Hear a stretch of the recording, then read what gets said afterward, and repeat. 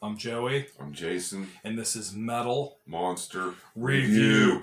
Today we're going to talk about a movie from 1968. This is a cult classic film. This is George Romero's classic, Night of the Living Dead. It was George Romero's independent film, which is just an iconic zombie movie, which paved the way for the zombie genre. This was a low-budget film. Yeah, I think Romero spent $114,000 on this movie. And that's it. And everybody who played in the movie helped out, whether they helped out with practical effects, whether they helped working the camera, production, everything. To be a part of this, even if you were just as an extra, and if you pay close attention, you might see somebody here who had multiple roles, such as a newscaster telling everybody about the dead coming back to life is a zombie later filling in. Now, the plot here is what happens is there is radiation left over from a fallen satellite, which is causing the most recently who died to come back to life. Now, this is an interesting film because this was a whole new concept. You never stumbled into anything like this. You had the dead coming back to life and feasting on the living, which was a whole new concept, which you haven't seen before because, as you know, being as you're a big fan of zombie movies, previous zombie films were all based off voodoo. Yeah, that's what. If you enjoy The Walking Dead, you can thank George Romero because he set the bar. He pretty much invented the zombie that we know today. They feast on flesh, only can be destroyed by a blow to the head, destroy the brain. You can thank Romero for that. He set the bar so high. Yeah, destroy the brain and kill the ghoul, as it was later said in the film. Destroy the brain, kill the ghoul. Beat them or burn them, they'll go up quick. And that's another thing about this movie. It had a lot of great one-liners. Such as, those phrases, they're coming to get you, Barbara. They're dead. They're all messed up. So when this came out in 68, nobody ever seen anything like this before. And if you're seeing it for the first time, probably to me, the best scenario to see this movie would be like in a drive-in setting. And I know Keller was out at that time, but Romero chose to do black and white. I think it makes it even better in black and white. Oh, no, I agree. It adds more of a charm to it as well. One of my little favorite, you were mentioning about the gore, one of my favorite little scenes in the movie is when the zombies are breaking through the barricade in the window, and he grabs that knife and starts pounding the hands, and the little sound effects and the fingers are going off. It was pretty cool. Oh, absolutely. The fingers are being severed. You have people who are in panic mode. The film starts off with a brother and sister who are going up to pay their respects to their father's grave. And the brother is teasing the sister, hey, they're coming to get you, Barbara, because he knows that she's a little freaked out about where she is being in the cemetery here. And you see somebody walking off in the distance. Well, he attacks them. The brother gets killed. She panics, jumps in the car, and ends up at a deserted farmhouse, which left in the house they're isolated, and the zombies are now trying to make their way towards the house. And that's what I like about this movie is that concept of the isolation. They're all around you, and all you have is this little fortress here that is like your barricade to protect yourself from here to the outside world of what's going on. And that's what's cool about you. There's in a house. They just got what they have to try to board the windows. That's why it makes it so creepy. It's like, that's what I would probably do because they're getting tables and boards and trying to bang the windows up. They're utilizing everything that they have to protect themselves from the invaders on the outside. Tearing apart, just as you mentioned, tables and the chairs, trying to find any, like a toolbox, and just finding, here's a 30-30 rifle, that was kept in the closet, which, here's a means of defense. So they're protecting themselves upstairs, and they have everything secure, and all of a sudden there's a family who was staying downstairs who was hiding as well. So you have this treachery going on the outside, but then yet again there's all this inner conflict and them fighting amongst themselves on the inside, which I thought was a cool concept as well. Yeah, but right off the bat, Cooper's an asshole. Yeah, right off the bat, he's an asshole. Well, that's an interesting debate. Is the cellar the safest place?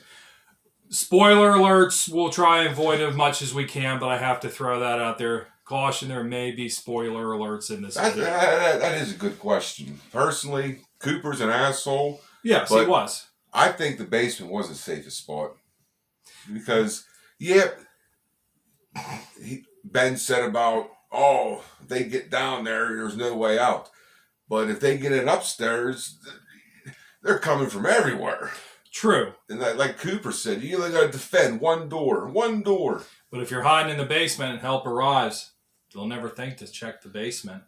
Yeah, that's so, true. I mean, there is that, as you could see from, Ben here, who's defending this portion of the house. Ben's a badass in this movie. Yes, I'm a pussy, so that's why I probably went to basement. Hey, I have no natural skills. I'd be zombie food day one, so... But that was an interesting debate, and you got to watch these two fight back and forth. And you could sit here and say, well, okay, who had the better idea? Stay upstairs, board up the windows, and protect yourself and fight, or run downstairs to the basement with whatever supplies you may need, because you only have one door to protect at that time.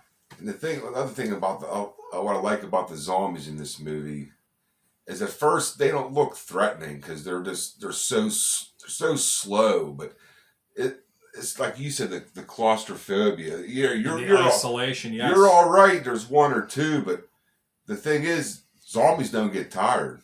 So you can run. Next thing you know, you stop for your break. Now there's 5. Yes. You run. You got to take your break. Now there's 15. You're getting tired, and that's I don't know. It's so creepy that you look at it like, how are you going to be afraid of that thing? It barely move. You've got a valid point that I never even thought of there, because you know what? When you're running, you're going to run out of steam here, man. You're really going to hit the wall here, and they're not. They're just based off of a natural instinct or just some type of instinct in general, maybe some primitive instinct. Some of these this generation of movies have the running zombies. I mean, I still dig the zombie movies, but for me, the slow-moving ones, they're more terrifying to me, man, because you said you think you can get away, but then, like you said, you get tired. They don't. They're just slowly creeping out, and then the other ones notice, hey, he's going for some food, so they're following along him too. It's like they all follow suit. It's like they all have the same mind frame, but then you can say, well, do they even have any rationale for any cognitive thought whatsoever? Because at one scene in the movie, when the truck's parked outside of the farmhouse there, they take a rock and just smash the headlight, which puts out some lights there.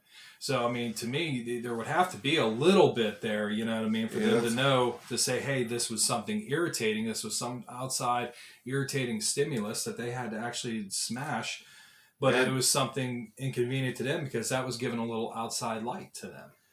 Yeah, you're right about that. Some of the zombies in this movie showed some sort of intelligence.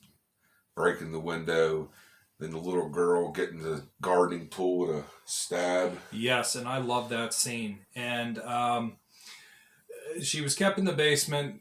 Kind of get you the world in a minute here with this. She was kept in the basement from the family who was staying down there. She was bitten by one of the zombies, and they kept her down there because she was sick, weak, injured.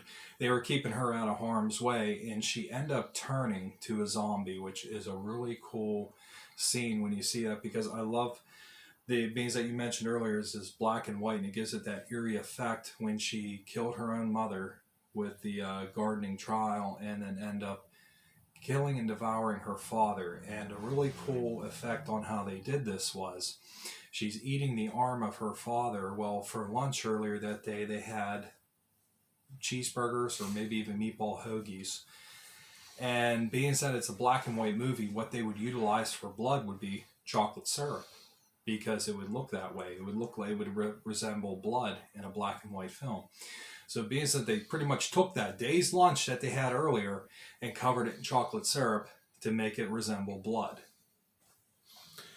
Yeah, Romero knew what he was doing because this film led to 5 sequels. Yes, and this started a cult phenomenon with zombies, really, because you started here with Night of the Living Dead. Then years later, they went to Dawn of the Dead, Day of the Dead, Survival of the Dead, and Diary of the Dead. Well, I think Diary came first, if I'm correct, or am I wrong on that one?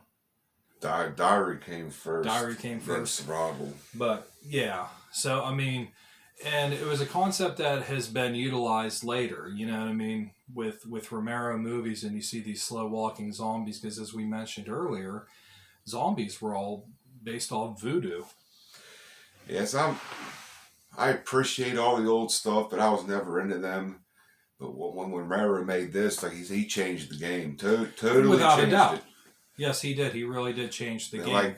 like I said, I think he spent $114,000 to make this movie, and when it grossed, hit movie theaters and drive-ins, it brought in like $33 million. It was like five times the amount he put into it. And it's a public domain film. That's what's interesting about it. So if you go buy any horror DVD set with a lot of B movies and black and white movies on there, you may find it on there because there was an issue with the copyrights or trademark issues, and for whatever reasons, it's a whole other story to itself. I think that's probably how I fucking wound up with like 5 copies of Night of the Living Dead. Oh, hell's fire, dude! You gotta get a box look, I don't have this movie, but it comes with Night of the Living Dead. I have this copy here, but I know for a fact I have at least 2 other sets that have it on there. I've got a couple VHS copies of it over there, which it was released by different companies, and the artwork on it's totally cool.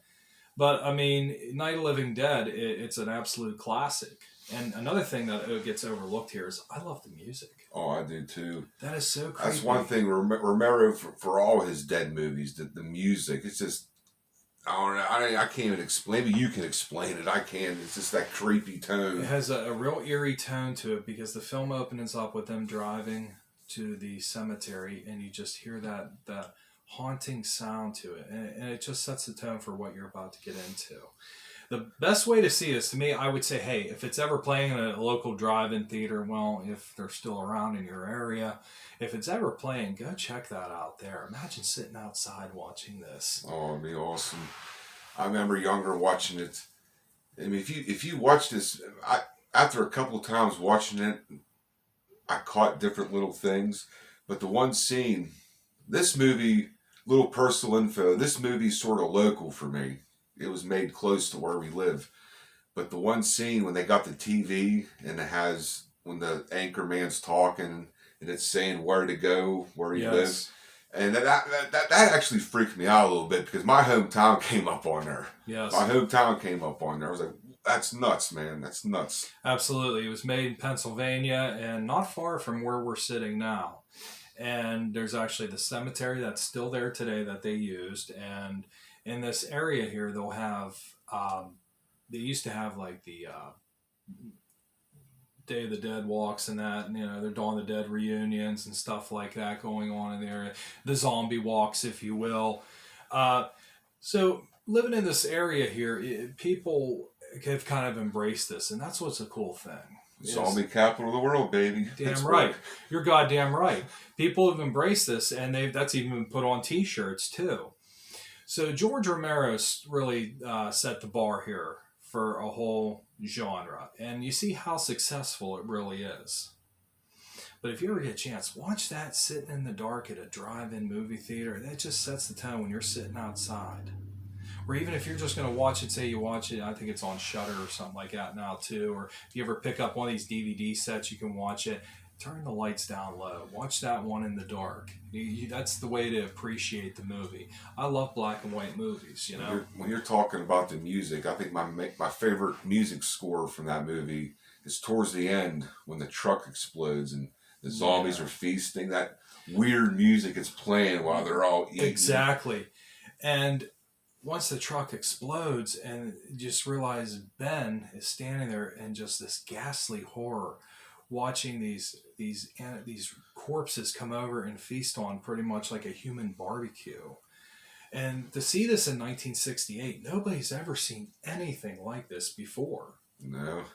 Because you have some previous zombie movies that were out, some years earlier. Hammer had Plague of the Zombies, and of course, Bela Lugosi's White Zombie, but those were based off more voodoo. Cool films either way, for sure, but this just changed the game, as you mentioned a little bit ago. So he set all the rules, destroy the brain, and kill the ghoul. They feast on the living. And that's what I like about Romero's is the zombies. They don't give a fuck what to eat. They're eating you. And that's it. They look at you as lunch. Some of the other basically lunch. And some of the other movies that came from this, they focus on they eat brains, but I like Romero's where they just want to fucking eat you. They don't care if it's they just want to tear you apart and eat everything. And then maybe later on we do another review, get into some of his other films. That's when the gore really gets kicked up. Yes, the gore factor gets turned up. When the Master Sistini gets with Romero. Oh, absolutely. And his later works, Day of the Dead, Dawn of the Dead, totally classic movies. If you ever get a chance, and if you're not familiar with these, start here. Yeah, definitely with start Night here. of the Living Dead. Work your way up to Day of the Dead and Dawn of the Dead. You'll see how the gore factor, as he mentioned just a moment ago, really gets turned up. But it's really cool to see how the practical effects were used here because, as I mentioned a little bit ago, they used chocolate syrup for blood. But a lot of times, too, they'd also use this is red ink. And the reason sometimes they would determine which one to use is like, do you want the blood to smear or do you want it to spray? And that's a little interesting fact, just to put that into food for thought there. So, would you recommend Night of the Living Dead? I would definitely recommend it. You want to get in, know all the rules for the zombies, start out here. It's not no giant blood fest, but it's an awesome film, man. Like you said, isolation, the fear of being surrounded and trying to defend yourself. It's just, like you said, watch it in the dark. Absolutely. I'm Joey. I'm Jason. And this is Metal Monster Review.